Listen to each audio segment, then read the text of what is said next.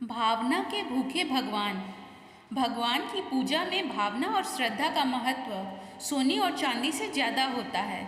इस बात को अत्यंत खूबसूरत तरीके से समझाने हेतु श्री कृष्ण और उनकी दो बीवियों रुक्मिणी और सत्यभामा से संबंधित एक बहुत ही अच्छी पौराणिक कथा है। भगवान श्री कृष्ण की पत्नी सत्यभामा के मन में एक दिन बहुत ही अजीब सा विचार आया। वह हठ करने लगी कि श्री कृष्ण जी को अपने गहनों से तौलेंगी। श्री कृष्ण जी को जब यह बात पता चली तो वे सत्यभामा से कुछ बोले नहीं, बस मंद मंद मुस्कुराने लगे। सत्यभामा अपने ढेर सारे जेवर ले आई। पलड़े के एक तरफ उन्होंने भगवान को बैठा दिया और दूसरी तरफ अपने जेवर रखने लगी, लेकिन पलड़ा अभी भगवान की तरफ ही झुका था। सत्यभामा के पास जेवरों की कोई कमी तो थी नहीं।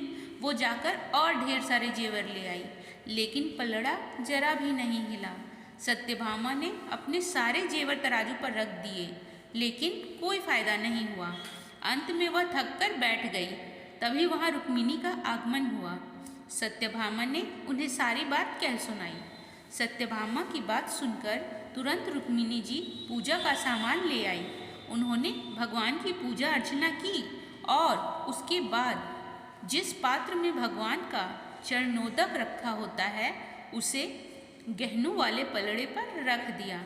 देखते ही देखते पलड़ा झुकने लगा और भगवान का पलड़ा ऊपर हो उठ गया। सत्यभामा हैरानी से सब कुछ देख रही थी। उसको समझ नहीं आ रहा था कि जो पलड़ा उनके इतने सारे गहनों से नहीं झुका, वो एक हल्के से पात्र से कैसे झुक गया। वे रुक्मिणी से इसका कारण पूछने लगी। तभी नारद मुनि भ्रमण करते हुए वहां पहुंच गए। सत्यभामा की परेशानी समझकर वे इसका कारण उन्हें बताने लगे। नारद जी बोले, भगवान की पूजा में महत्व सोने चांदी के गहनों का नहीं होता, बल्कि सच्ची भावना और श्रद्धा का होता है। रुक्मिणी ने अत्यंत प्रेम से भगवान का पूजन किया, जिससे उनकी श्रद्धा और भक्ति की ताकत चरणोदक में समा गई।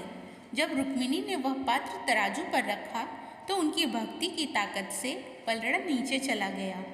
ईश्वर को सिर्फ सच्चे प्रेम, श्रद्धा और भक्ति की भावना से ही पाया जा सकता है।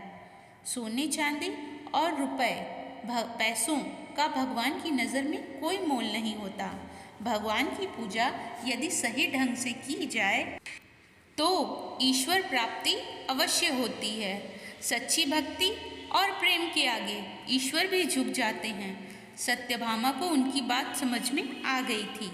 इस पौराणिक कथा के माध्यम से हमें यही सीख मिलती है कि अगर भगवान के करीब रहना है या ईश्वर को प्राप्त करना है तो सोना चांदी और पैसा जैसी भौतिकवादी चीज़ों को भूलकर अपने मन में श्रद्धा का भाव उत्पन्न करें।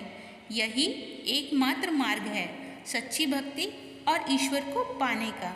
जय श्री कृष्ण।